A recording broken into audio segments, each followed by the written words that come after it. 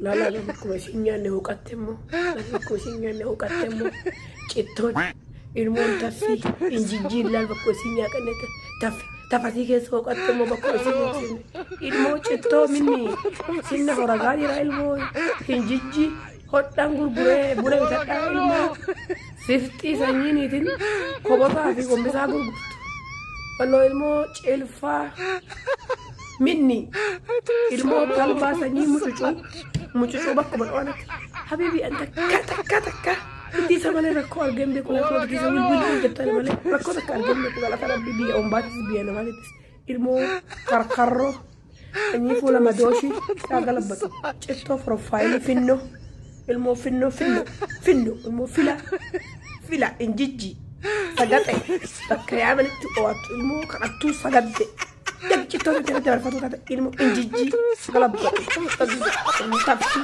gag har'a kan dhalee bitaa mirgaa bakka mirgaa zayitii buna dhadhaa birrii argatta kafana daa'imatti yaa saaxinii tokko kiyya saaxinii tokko habiibi ilmoo mataa cilfaa akka ofiitti baddiyaa sareeni ilmoo saree kituu ilmoo bagdoo shama ilmoo tortoraa baccee cafallaqoo ilmoo cittoo taffi injijji soqaa titiisa wilwil jettu malee waan agarreef rakkoo gagi si afuufe galabbatu barri ilmoo shamtu garbaan maal akkatti buna dhaabbadha jeetani naabinee. Egaa har'as viidiyoo biraatiin deebi'ee dhufeera. Viidiyoon koo har'aa kan inni xiyyeeffatu nama baay'ee sitti dhiyaatus jaalallee kee namoota naannoo kee jiraniin si malee akka jedhan yookiin immoo jaalala kee suusii akka isaanitti ta'u gochuuf maloota akkamii fayyadamuu qabda isa jedhudha har'a kanan isiniif kaasuu barbaadu. Kana malees immoo namoonni biraas yookiin namoonni adda addaa jaalala kee akka qaban kan godhu yookiin immoo akka taasisu kan si gargaaru keessaa namoota jaalala keessa jirtan yookiin immoo namoota rileeshinshippii keessa turtanis haa ta'u kan amma keessa jirtan caalumayyuu isiniif gala jedheen yaada. Nama jaallattan tokko yeroo baay'ee waa'ee isaa otoo haasoftanii isinitti tola. Yeroo hundumaa silkiidhaanis haa ta'u otoo isa waliin haasoftanii yeroo hundumaa baay'ee akka isatti dhiyaattan yeroo hundumaa akka isa waliin gaa'ila uummattanii jireenya itti fuftanidha kan isin yaada keessan. Kana malees baay'ee isa jaallachuurraan kan kaate isa dhabaalaati jettee yeroo sodaa keessa galtudha jechuudha kanatti ofirratti argitu. Haa ta'uyyuu malee amalli kun si keessadha kan inni jiru.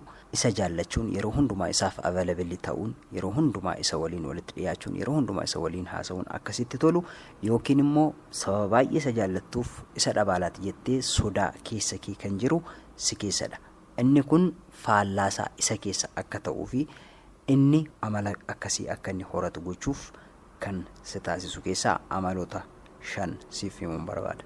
Akkuma amalli kun si keessa jiru isa keessas akka ta'u yookiin immoo innis akkuma keessana yeroo hundumaa bilbilaa si waliin otoo haasa'ee yeroo hundumaa yaaddoon kee isa keessa akka jiru yeroo hundumaa si waliin wal arguu si waliin haasa'uu akka inni ati isatti suusii taatu kan taasisu keessa namoota jaalala keessa galtanis ta'uu danda'a jaalala itti deemtanis ta'uu danda'a amaloota kanatti yoo gargaaramtan baay'ee isin fayyaduu danda'a baay'ee isin gargaaruu danda'a jechuudha. Kanaaf gara viidiyoo koo har'aatti otoo hin darbiin warri chaanaalii kanaaf miseensa taatan subscribe gochuudhaan akkasumas immoo mallattoo bilbilaa sana fuuldura ka jirtu tuquudhaan akka yeroo hundumaa viidiyoo keenya isin ga'u gochuu dandeessu gara viidiyoo kootan isin dabarsa. Egaa akkuma beekamu wantoota hundumaarra lafa kanarratti argamurraa gammachuus haa ta'uu argachuus haa ta'uu dhabuus haa ta'uu kufuus haa ta'uu gammaduus haa ta'uu waan kamiyyuu caala jaalalli bakka guddaa akka inni qabuu fi jaalalli paaworii guddaa akka inni qabudha kan nuti arginu jechuudha. Paaworii kamiyyuu caala waraana kamiyyuu caala jaalalli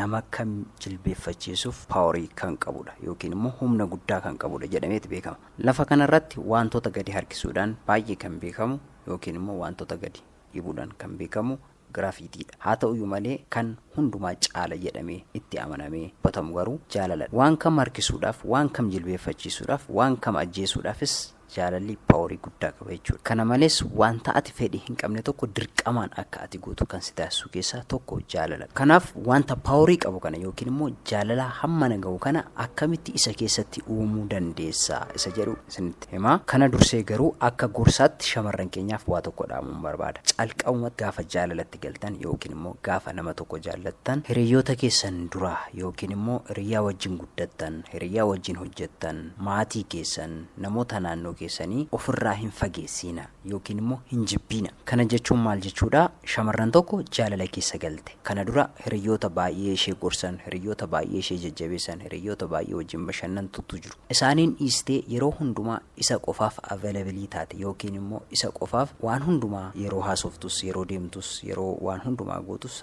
isaan kana galal gootee yookiin immoo isaan kana achi qabdee isa ofitti qabdee yeroo hundumaa isa wajjin itti fufuu barbaaddi. Kana gochuun isin irra hin jiraatu. Hiriyoonni keessan isin waliin turan yookiin immoo hiriyoonni keessan isin gorsan, isin jajjabeessan yeroo gaddaas, yeroo gammachuus, yeroo argachuus, yeroo dhabuus isin bukkee turan sana ofirraa fageessuu hin qabdan. Kun immoo isa malee namni hin jiru yookiin immoo anaaf inni hundumaarra caala jettee yeroo itti keessa kee amansiiftee isa qofa wajjin walii galteet yeroo isa qofa wajjin itti hiitu argina jechuudha. Kun immoo siif dhiibbaa guddaa qabaachuu danda'a.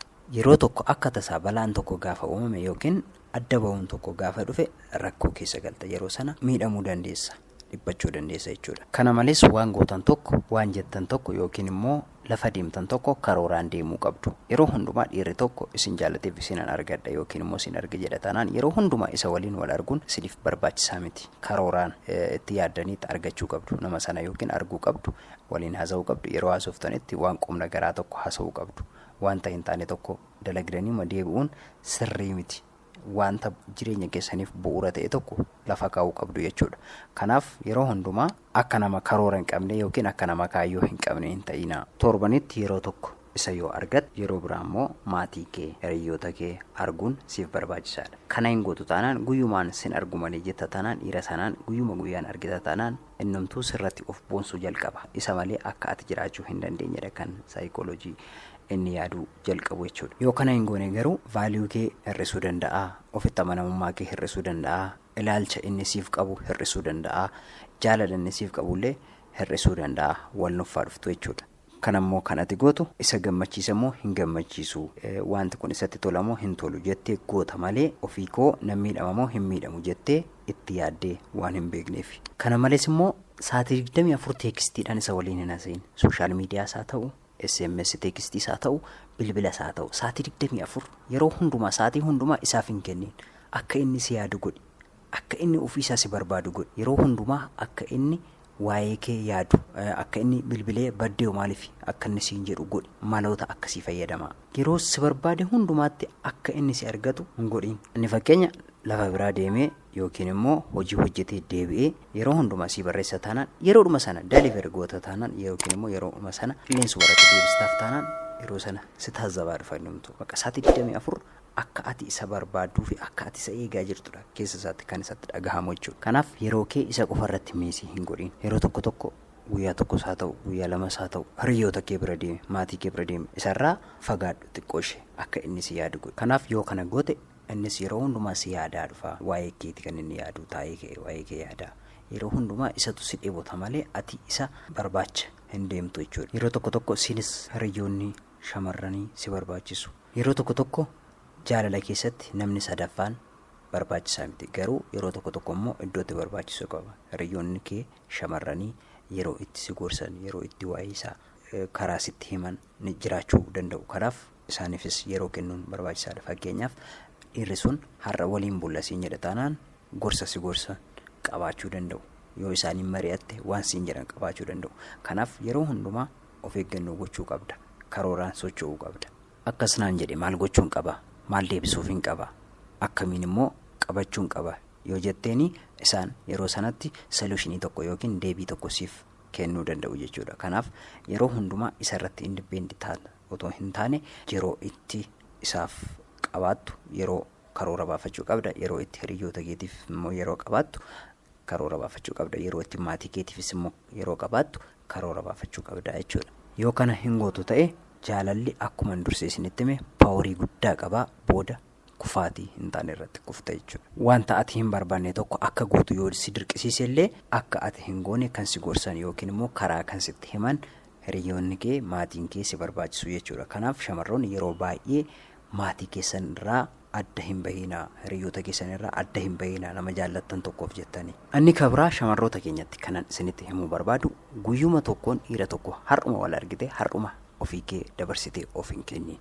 Kara yeroon siin jedhutti wal argiteettaa guyyaa laaqana wajjin nyaattee sitti toleeraa galgalas yoo raata waliin nyaanne maal sitti fakkaata yoo siin jedhe ishii yoo jette, yoo dhugaatii dhugna maal sitti fakkaata yoo jedhe ishii yoo jette, waliin bulla maal sitti fakkaata yoo jedhe ishii yoo jette, suni booda dhiira sana deebitee arguu dhiisuu dandeessa.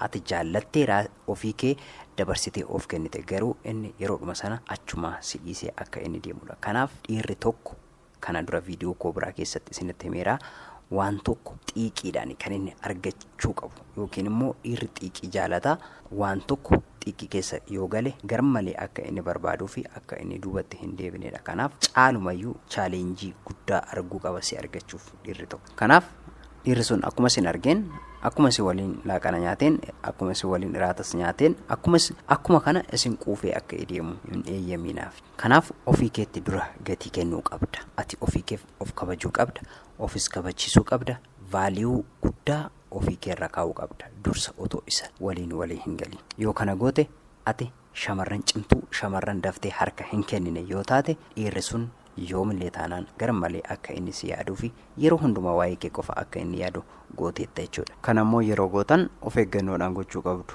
Dhiirri sun yeroo isin haasofsiisutti gurraa itti agarsiiftu yookiin itti boontu yookiin immoo itti of fakkarsiiftu otoo hin taane wanta gootan hundumaa pilaaniidhaan, karooraan, suuta jettanii ogummaadhaan gochuun isinirra jiraata jechuudha.